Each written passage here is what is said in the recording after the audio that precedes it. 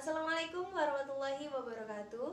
Perkenalkan, nama saya Siti Nurhasana, salah satu mahasiswi dari program studi pendidikan guru madrasah ibtidaiyah Institut Agama Islam Negeri Palopo semester 6. Jadi video yang saya buat kali ini merupakan tugas dari salah satu mata kuliah saya, yaitu mata kuliah parenting anak, di mana dosennya adalah Ibu Pertiwi Karnia Hasis SPD MPD. Pertanyaan pertama mengenai pengertian keluarga. Jadi, apa sih itu keluarga? Secara etimologi, keluarga berasal dari bahasa Sanskerta, yaitu kaluarga, yang artinya seisi rumah. Menurut Baylan dan Maklaya, keluarga merupakan dua atau lebih individu yang tergabung dalam satu rumah tangga karena ada hubungan darah, hubungan perkawinan, dan adanya proses adopsi. Jadi, keluarga dapat kita maknai sebagai anggota seisi rumah yang memiliki tanggungan di mana diakui secara hukum dan memiliki peran masing-masing. Dalam masyarakat ini, keluarga merupakan satuan unit yang paling kecil. Oke, next. Pertanyaan kedua, yaitu fungsi pendidikan dan pengasuhan keluarga. Jadi, pendidikan keluarga itu adalah segala usaha yang dilakukan oleh orang tua dan kebiasaan improvisasi kepada anak untuk membangun kepribadian sang anak. Keluarga melakukan pembinaan tersebut bisa melalui kegiatan pengasuhan, pembimbingan, dan pendampingan, serta teladan yang nyata yang diberikan kepada sang anak untuk mengontrol pola pergaulan dari sang anak.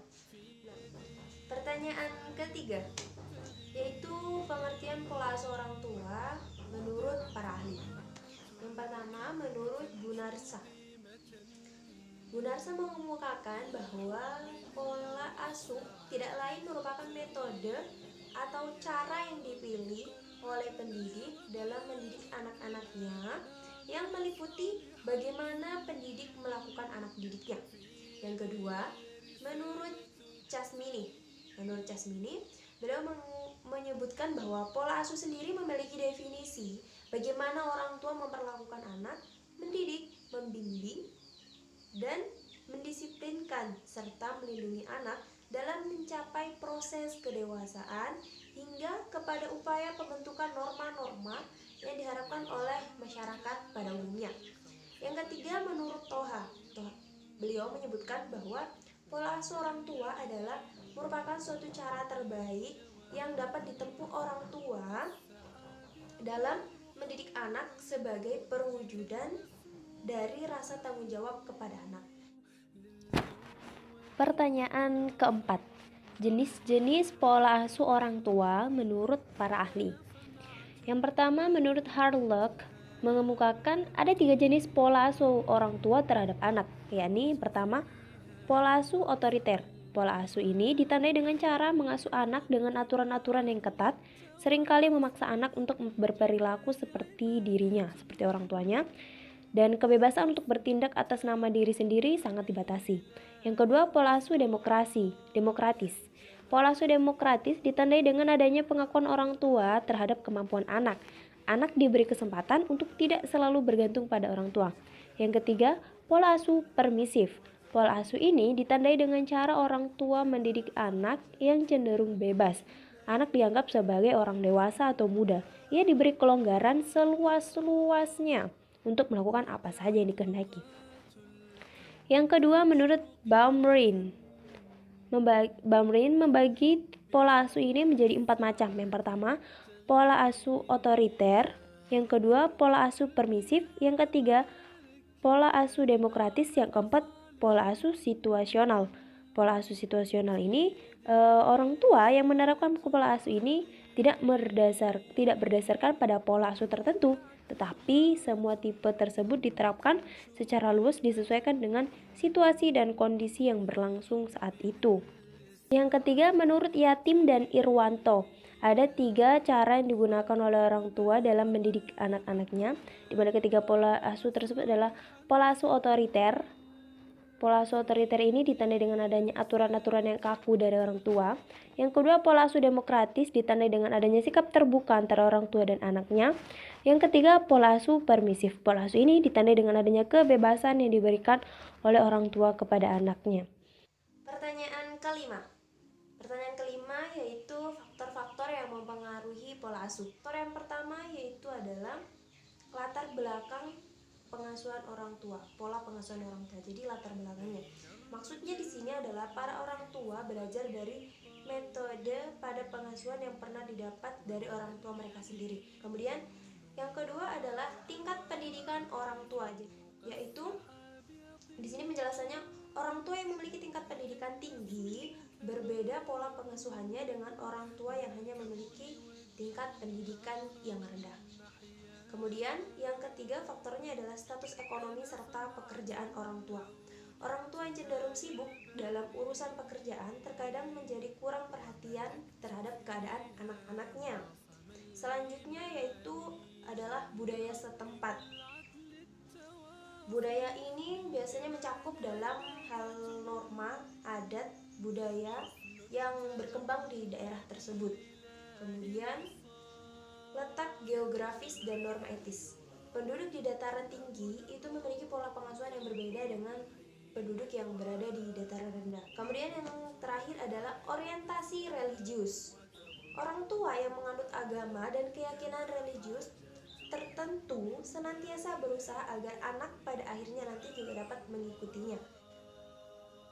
Pertanyaan ke-6 yaitu tentang ciri-ciri dari pola asuh.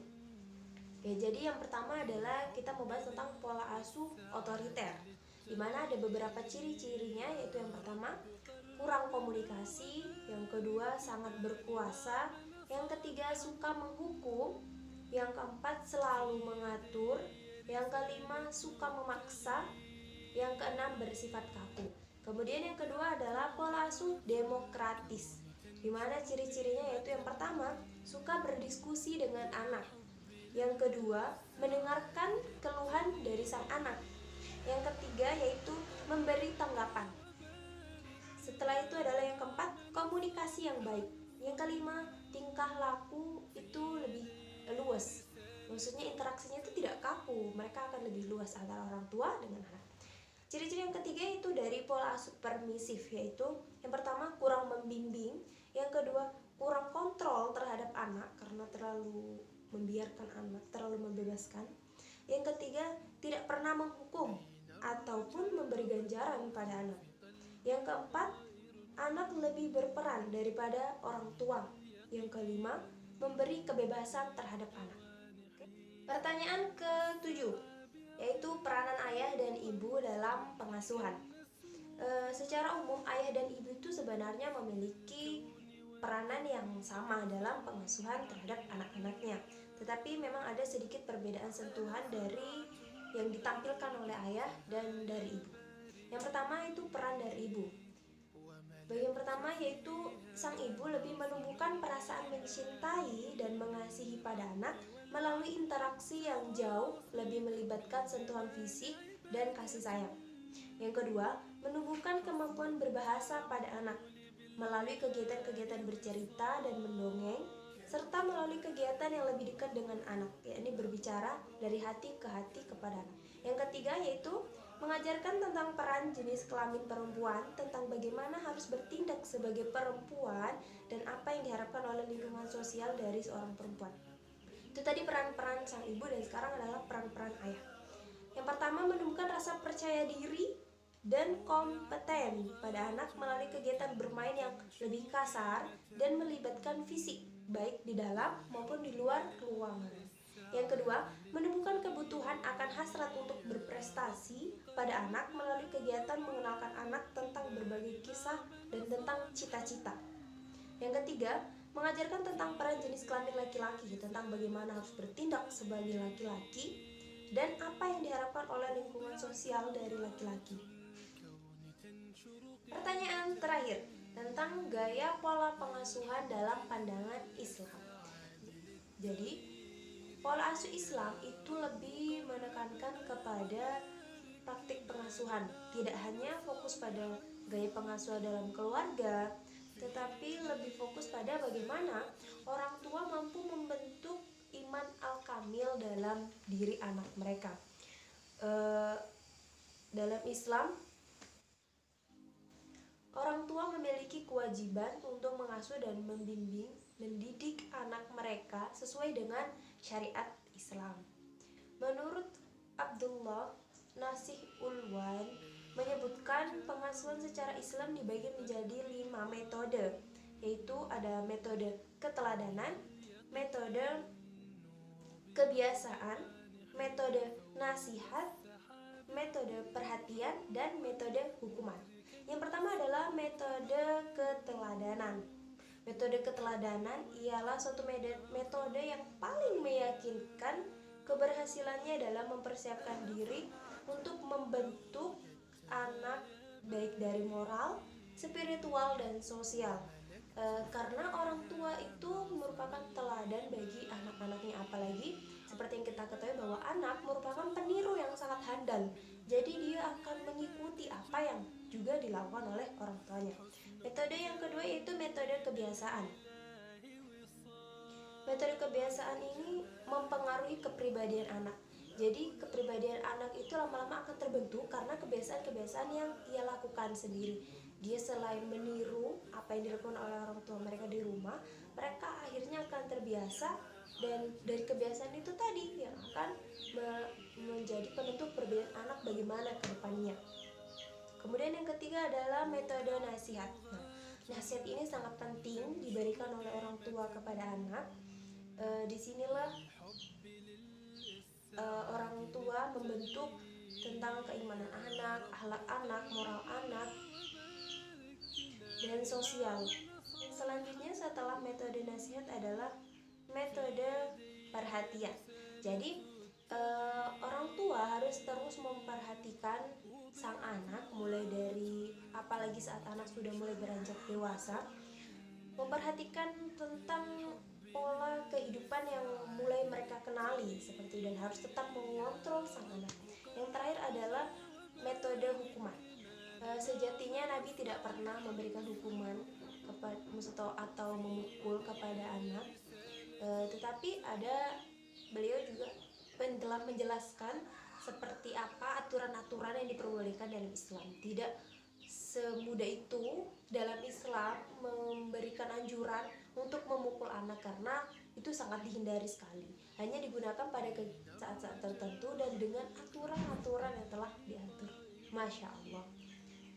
Memang dalam Islam semuanya telah diatur, dan insya Allah pola asuh terbaik menurut saya, sebaik-baik pola asuh adalah pola asuh yang berdasarkan Al-Quran dan As-Sunnah. Itulah tadi pembahasan kita yang berhubungan tentang parenting anak yang merupakan tugas dari mata kuliah saya. Jadi saya ucapkan terima kasih dan semoga bermanfaat bagi kita semua. Wassalamualaikum warahmatullahi wabarakatuh.